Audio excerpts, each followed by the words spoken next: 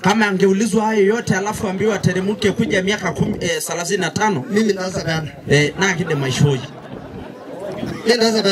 kide maishoi amede ndogi nijo kitisho kwa sababu hakuna kitu kizuri kama kuwa mchanga. Amede ndogi ni mbao kwa sababu vitu vyote viko yako Kenya kio leng. So ni kufanya bidii sana. My bishop siku moja bishop la yura ngolona bo naidi school age akamaliza shule na igiri madara unkishu engana jini Rorwa. Nikaajiriwa kuleta ng'ombe ya familia ilikuwa inaitwa Rorwa. Mimi na ndugu yangu nicho ola la shelenye yani December ga pai naidi pake December tu alafu na laki shilingi 300 alikuwa analipwa shilingi 300 shilingi 300 alafu na urumongi Kiseria nikapeleka hizo ndume Kiseria.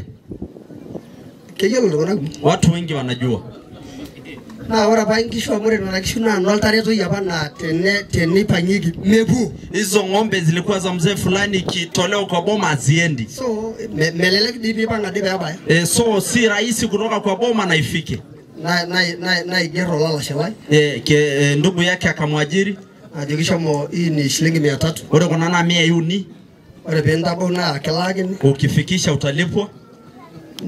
Nibo lega kijana la garigana tukaenda na ndugu yangu nigo shingishu tukatoa ng'ombe.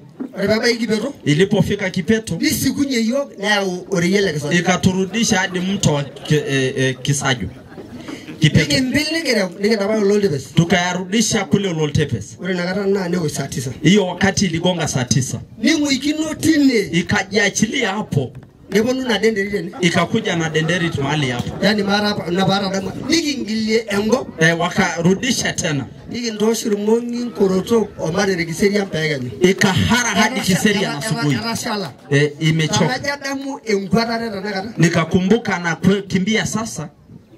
Kasi ni ngumu kegole siye kasi ni ngumu sana kazi kegole siye nako na banyora na kitisho ndiposa ninapenda uchanga. Eti tanaka toltungani takolo kijana nila kuna mtu mmoja katika wanarika wetu takuna gara wakati ya watoto wetu nito ninyelo Kiseri ijwelo Isinya rangaje ambaye hajaienda Isinya hata na miguu. Enamesema ni kweli enamesema si kweli kejolo kunado hivi wazazi wanajua nako mato nyokole. So tufanye bidii sana. Mato nyokole Tufanye bidii amage maiti ngumu kwa sababu tumepitia mengi.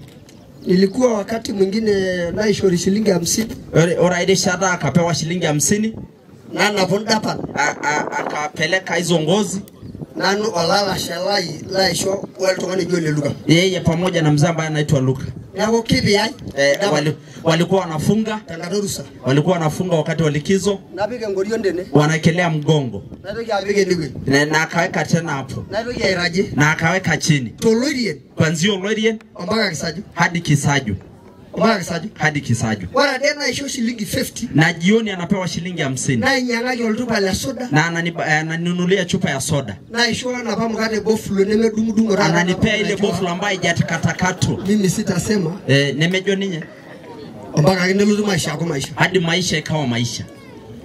Mira algo na lesia meyolo na gesia watu wataki kazi kazi meyolo na gesia taku mato nyakamore ora senana egolole. So tufanye bidii kwa sababu fukara ni kazi ngumu. Kenyoki tunafanya bidii na yola joga nyoketa ngara na najua kwamba watoto wanafanya bidii. Bonunu adum elosho Kesho mnajua mtainua hili eneo. Ora ngala lakini karibu yuwa lakini no aranga aisho momosiro na imedewe itendege aranga saja duteni sapo kenchan. Jana alikwenda Mosiro na ndege akajaribu kutua mahali hapa akajaribu kutoa lodari akakashindwa. Engine tungani Olorien abake na mireta ngotonye enaisho mtoto mdogo wa Olorien ambaye mamake alikuwa anauza pombe alafu ijile lolo ndege ni bandu Nadupa TV Dupoto Olosho Lang.